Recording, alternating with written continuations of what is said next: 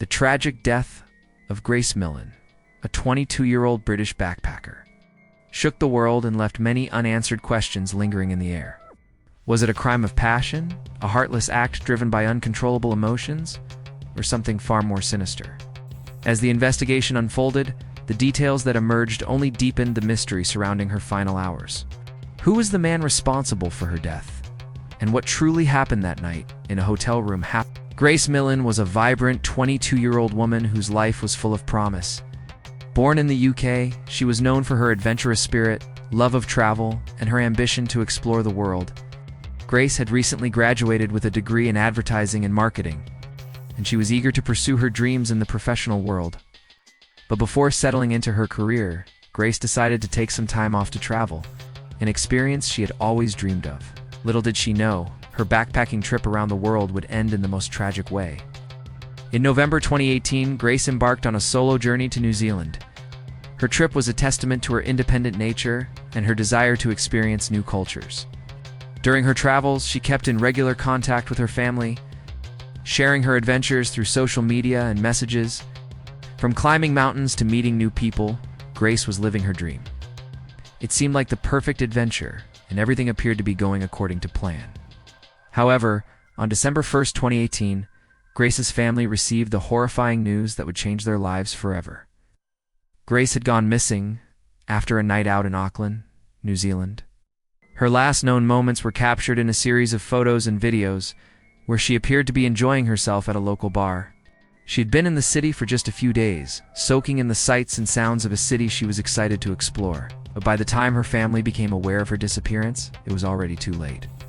The police launched an immediate investigation, and soon, the chilling truth began to unfold. Grace's body was found a week later in the Waitakere Ranges, a remote area on the outskirts of Auckland. Her tragic death sparked an international outcry, and her family's heartbreak was felt around the world. The question on everyone's mind was, how could a bright young woman's life end so suddenly, in such a brutal and senseless way? At first, the case seemed like a random act of violence, an unfortunate tragedy in an unfamiliar place. But as the investigation continued, the details that emerged painted a much darker picture. Grace's death was not a random act. It was, as the police would later reveal, a deliberate act of violence, committed by someone who had crossed her path that night. As the investigation progressed, it became clear that this was not just a simple missing persons case. It was a deeply disturbing crime, one that left many unanswered questions. Who was the man responsible for Grace's death, and what motivated him to commit such a horrific act? Was it a crime of passion, fueled by intense emotions, or was there something far more sinister at play? Grace Millane's murder would go on to be one of New Zealand's most high-profile criminal cases, and the search for answers would reveal a story that no one could have anticipated.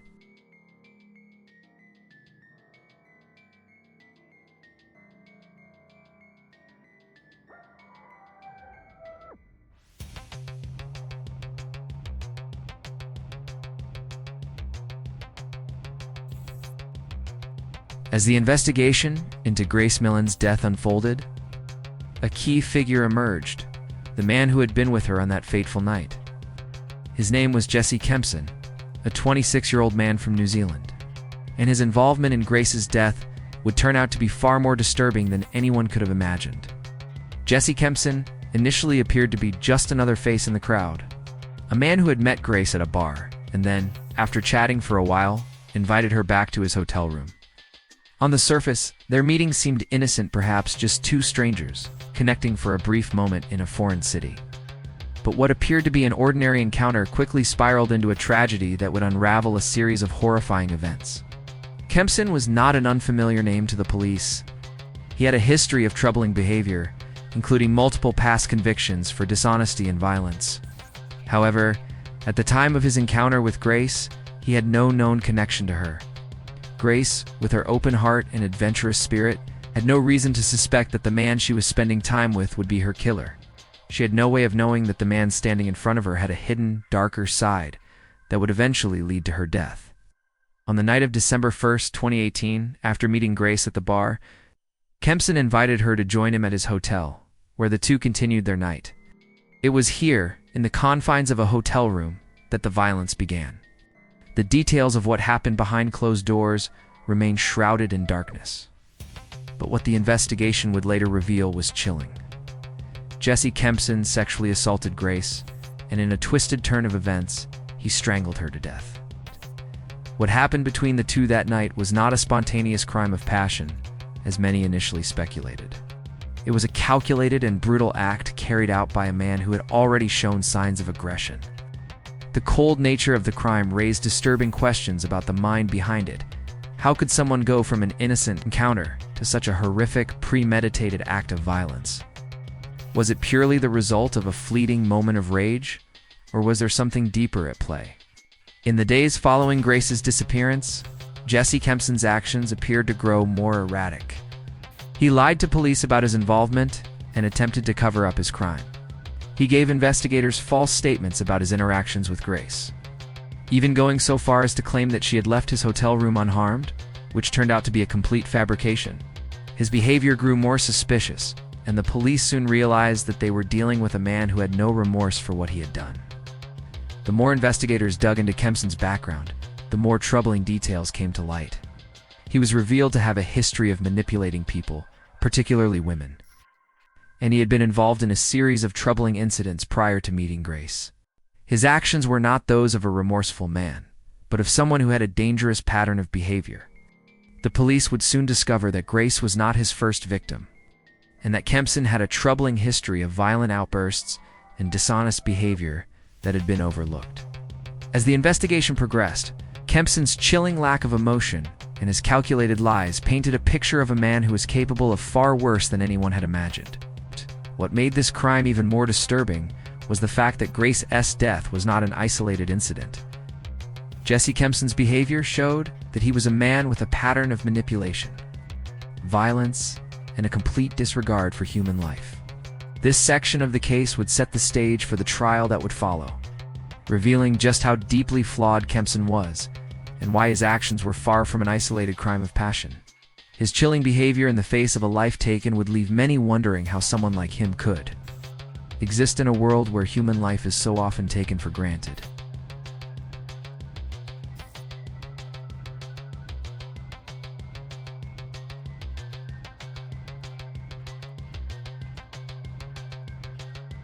As the investigation into Grace Millane's death deepened, the authorities began to piece together the horrifying details of what happened that night in Jesse Kempson's hotel room. But unraveling the truth was not easy. Kempson's deceitful actions and false statements made the investigation even more complicated. And it wasn't until the police uncovered the shocking evidence that the true scale of his crime came to light. In the days following Grace's disappearance, the police worked tirelessly to gather clues, retrace her steps, and find answers. They quickly identified the last person to have seen her alive, Jesse Kempson. When investigators first interviewed him, Kempson denied any wrongdoing and claimed that Grace had left his hotel room of her own volition. He also falsely suggested that they had simply spent some time together and that there was nothing unusual about their encounter. This was a blatant lie, and the police knew it. The police began to dig deeper into Kempson's background. They discovered that he had been in trouble with the law before, and his criminal history raised red flags. He had a history of dishonesty and had been convicted of various offenses in the past. But this new crime was on an entirely different level. The authorities were determined to find out the truth, no matter how hard it would be to uncover. The breakthrough in the case came when the police recovered surveillance footage from the hotel where Grace and Kempson had stayed. The footage was damning. It showed Kempson entering his hotel room with Grace and later leaving the room alone. There was no sign of Grace leaving the room as he had claimed. This footage contradicted his initial story and pointed to the fact that something sinister had occurred inside that room. As the investigation continued, the police also discovered that Kempson had gone to great lengths to cover up his crime. He had disposed of Grace's body in a remote area, the Waitakere Ranges, and attempted to conceal all traces of his involvement in her murder. He even went as far as to delete text messages and social media conversations from his phone in an effort to erase any evidence that could tie him to the crime. His actions demonstrated not only a lack of remorse, but also a calculated effort to avoid being caught. But despite his efforts to hide the truth, the investigation began to close in on him. The police were able to recover crucial evidence, including Grace's personal belongings, which had been discarded in the area where her body was found. They also found DNA evidence linking Kempson to the crime scene, further solidifying the case against him. It became clear that Grace's death was not the result of an accident or a crime of passion. It was a premeditated, brutal act carried out by a man who had no regard for human life. Kempson's lies and attempts to cover up the crime were met with growing frustration from the authorities. They knew they had a difficult task ahead of them, but they were determined to bring him to justice. The public's interest in the case was intense, and Grace's family was left to mourn her loss while hoping for the truth to come to light. The police also uncovered further evidence that revealed Kempson's true nature. He was shown to have a pattern of manipulative behavior, particularly toward women, and had been involved in multiple short-term relationships, many of which ended badly. His history of dishonesty and violence painted a disturbing picture of a man capable of committing such a horrific crime. Grace Millane's murder was not a random act of violence, but rather the result of a man who had been hiding his true, dangerous self beneath a mask of charm and deceit. As the case against Kempson grew stronger, the public's outrage only intensified. People wanted answers. How could someone like him commit such a heinous crime? What was the motive behind it? Was Grace's murder a crime of passion? Or was it something more chilling? The investigation into Grace Millane's death was far from over. But with each new piece of evidence, the police were closing in on the truth.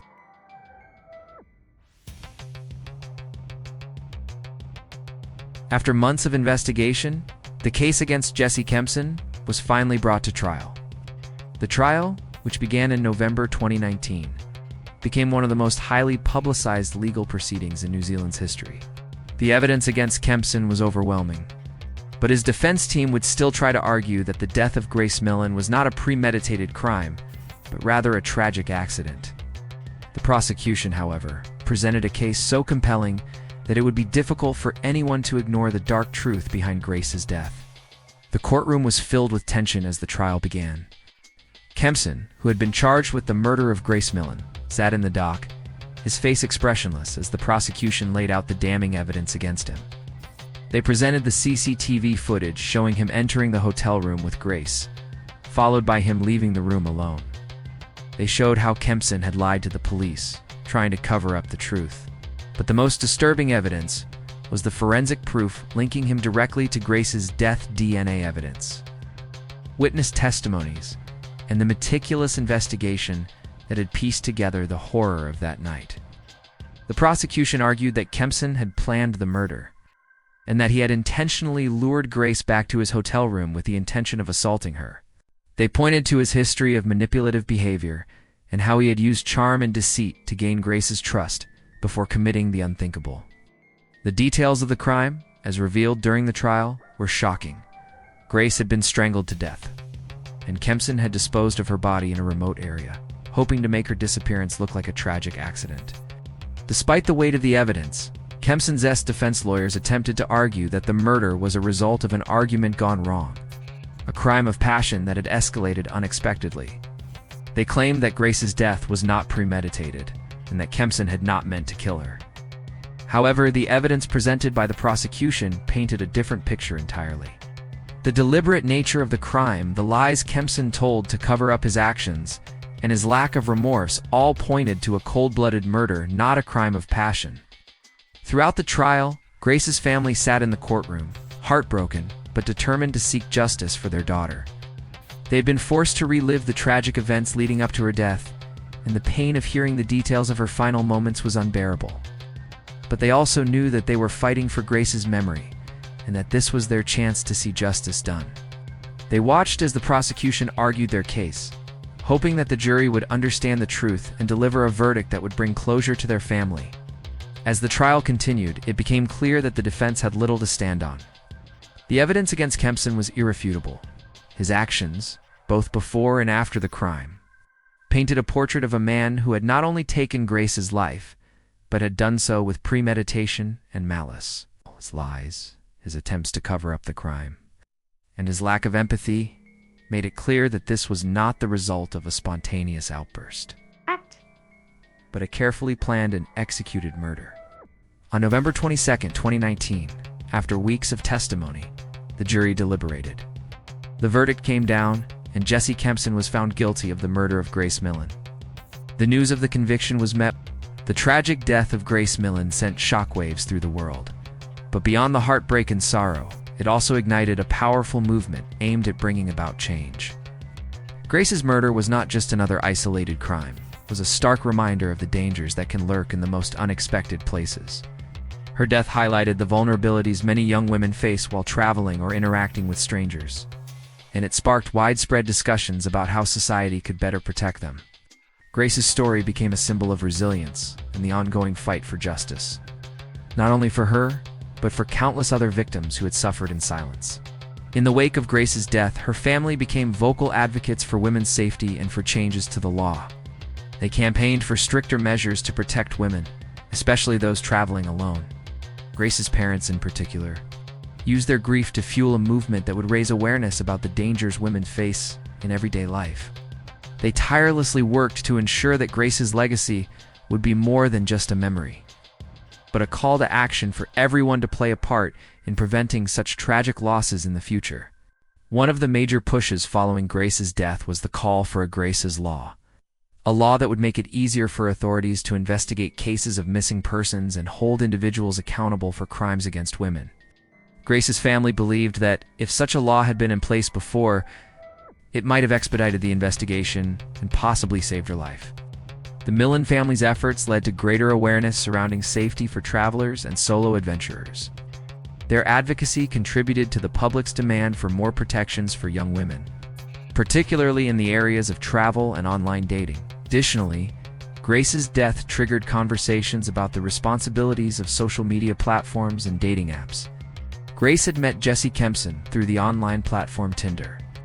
Following her murder, many questioned the safety protocols on these platforms and whether enough was being done to protect users from potential predators. Advocacy groups and lawmakers began pushing for stricter regulations on these platforms.